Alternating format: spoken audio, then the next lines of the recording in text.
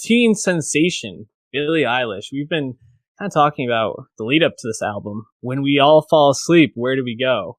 Which, when I first read this album title, yeah, like galaxy brain right there. It made more sense after listening to the album and seeing it was a part of a song called "Bury Your Friend."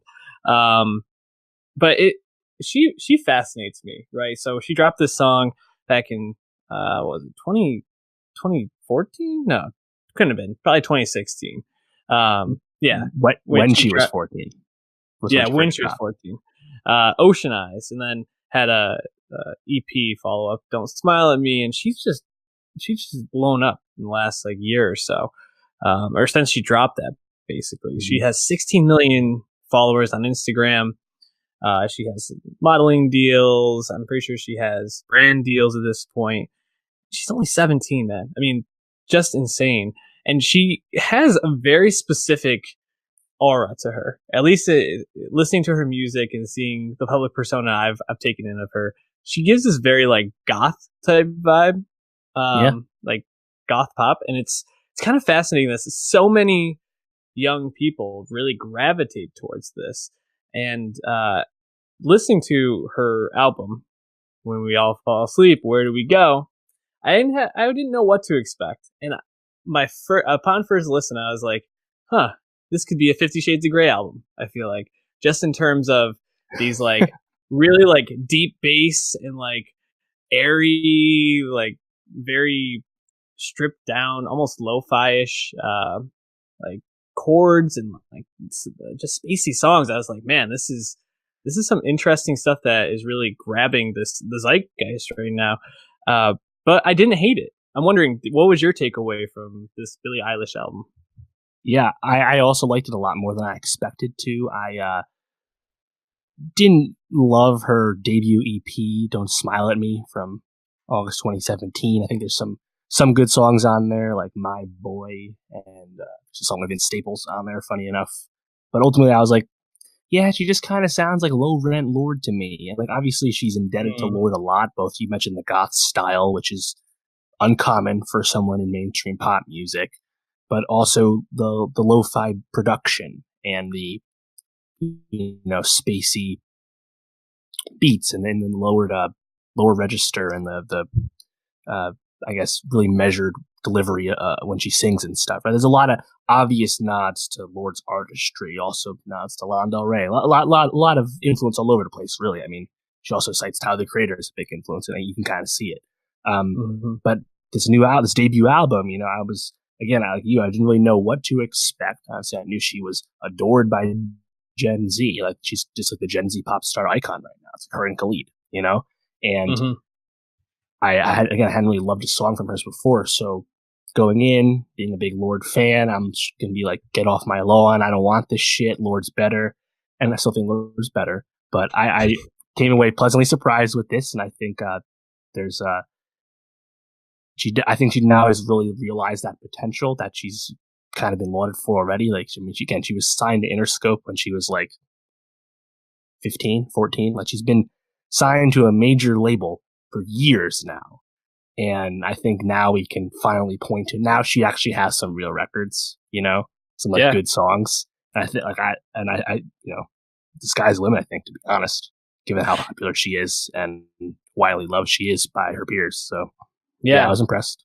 I mean, I'm really impressed. Also, she seems to have a very like down to earth perspective in terms of things. Like, she's gone on record saying that she doesn't use drugs or alcohol, just something that doesn't really, she's not really interested in. She's come out and said that she's diagnosed with Tourette's syndrome and something that she deals with.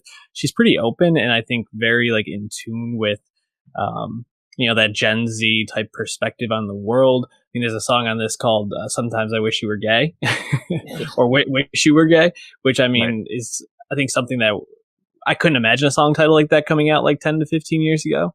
And now this is like a main pop artist saying this.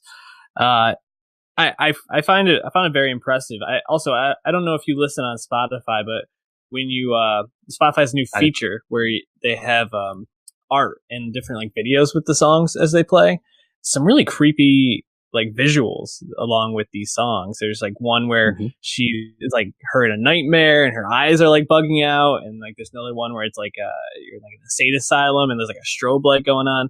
A lot of like really creepy visuals that I thought added a lot to it, which I love that Spotify feature. Great new feature. What song stood out to you the most?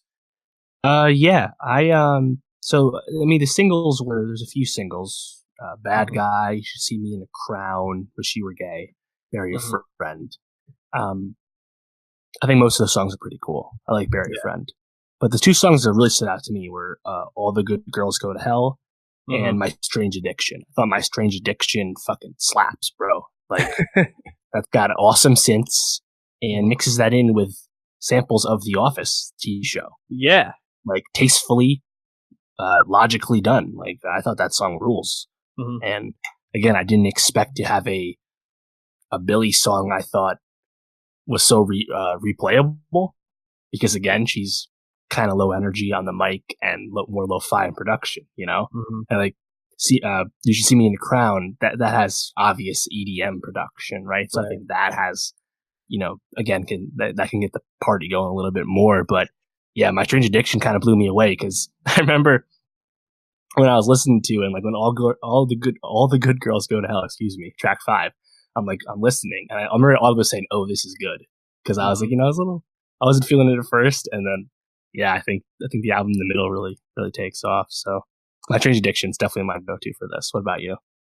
I really like Bad Guy, only because you know, it has like that. All the songs on this, my one critique probably would be, I feel like there's a similar structure to these, where it starts off very like lo-fi, airy, and then like slowly builds into this like drop around the chorus, and then kind of goes back to it, and it's very quiet, but then builds up.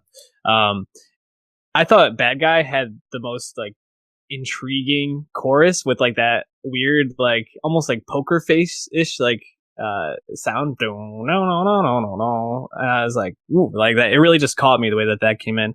All Good Girls Go to Hell, I thought had the best lyrics around the chorus, at least. Really, I thought catchy and actually kind of like thought provoking in a sense, which I didn't expect to take away from a 17-year-old album. So props to her for being thoughtful and insightful. And I mean, my Strange Addiction is also very good.